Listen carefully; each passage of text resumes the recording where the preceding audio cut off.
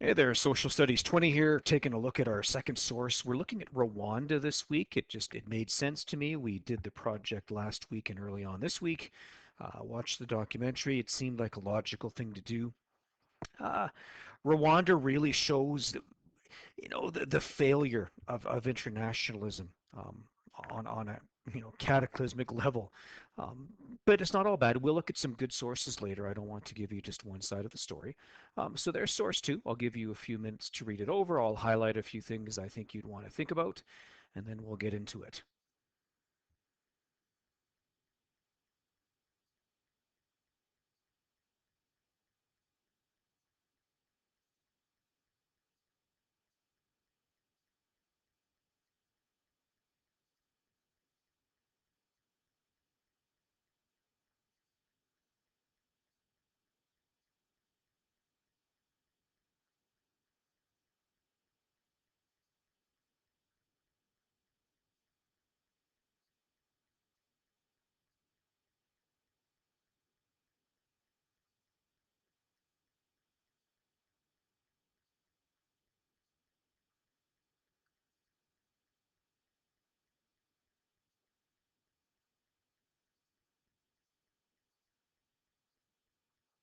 Okay, that should be good.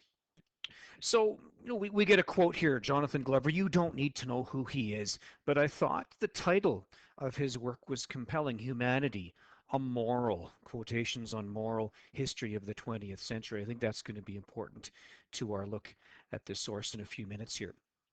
UN lacked the ability to act without the support of its more powerful neighbors. And so I think you'd want to expand on ability. What do they mean by ability? We need to be careful. The UN could easily have acted. They easily had the military clout. But I think what he means by ability is they didn't have the resolution. They didn't have the go-ahead from the Security Council. Most notably, um, the Americans were absent in terms of contributing to the ability.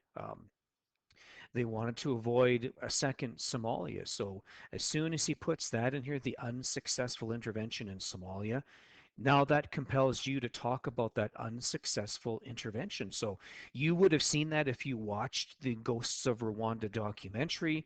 As you know, in 1993, just a year before the Rwandan genocide, America landed troops in Somalia, and over 2 dozen American soldiers were killed. And it was very embarrassing for the Americans. It was a bit of a scandal because they shouldn't have done it in the first place.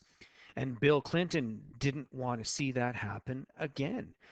And you talk a bit about, you establish what made Somalia an unsuccessful intervention. And you talk about why Clinton would want to avoid that. Obviously, you don't want to see your soldiers die. No one does. But probably what Clinton wants to avoid more than all is another example of failure on an international scale. It does not look good for a president. And this was early on in Clinton's term. It doesn't look good for him to be losing American soldiers in a faraway country, knowing that a lot of American people probably don't want to be involved in Somalia in the first place.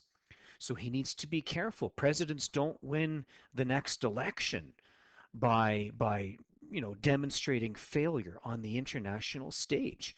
And so ironically enough, Clinton tried to avoid failure by not going to Rwanda, but that inaction might have been his failure because he probably should have done more.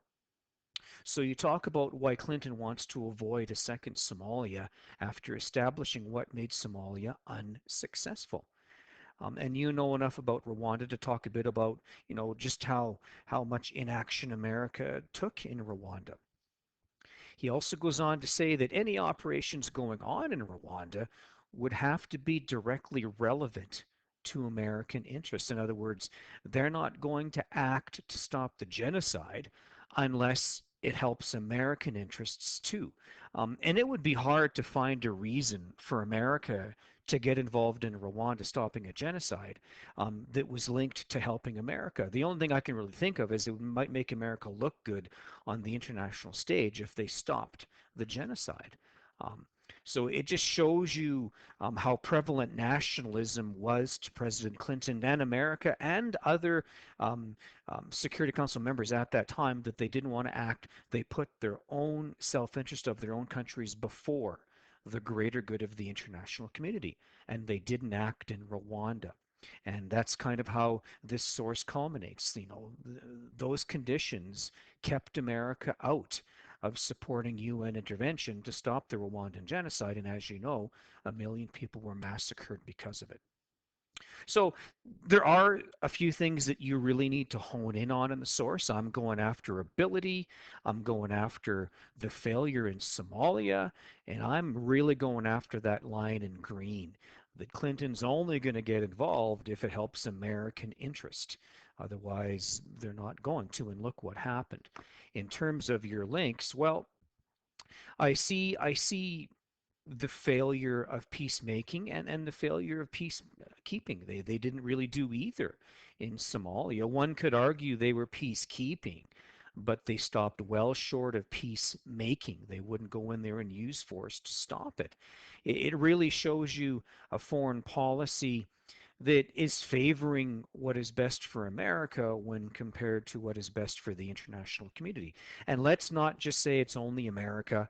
Other countries let Rwanda down. The entire UN Security Council let Rwanda down. So in each of those cases, their foreign policy probably didn't include enough to help things on the international level. If foreign policy, was a seesaw between international good and national good, I would say in Rwanda that America and the Security Council, threw off the balance more in favor of national good than international good. Um, so it just shows you the role of nationalism and how it got in the way, in this case, of humanitarianism. The UN failed to do things that would promote and advocate what you're supposed to get out of the Declaration of Human Rights, that is a UN sanctioned document. They failed to protect life, liberty, and security, among a lot of other things. In terms of perspective, I see someone who is directly challenging both nationalism and internationalism. Um, I mean, it's pretty clear that Glover is critical of American foreign policy. He's saying, they worry too much about American national interest and not enough about international best interest, because of failure of a previous event in Somalia. So I see someone challenging, critiquing nationalism and calling for more of an international effort and response to Rwanda. I can't think of much else that you would want to put in there. I think we've pretty much covered it. Tomorrow we'll do one more final source for Rwanda. It's going to be a cartoon, and then we'll do one last set of sources next week.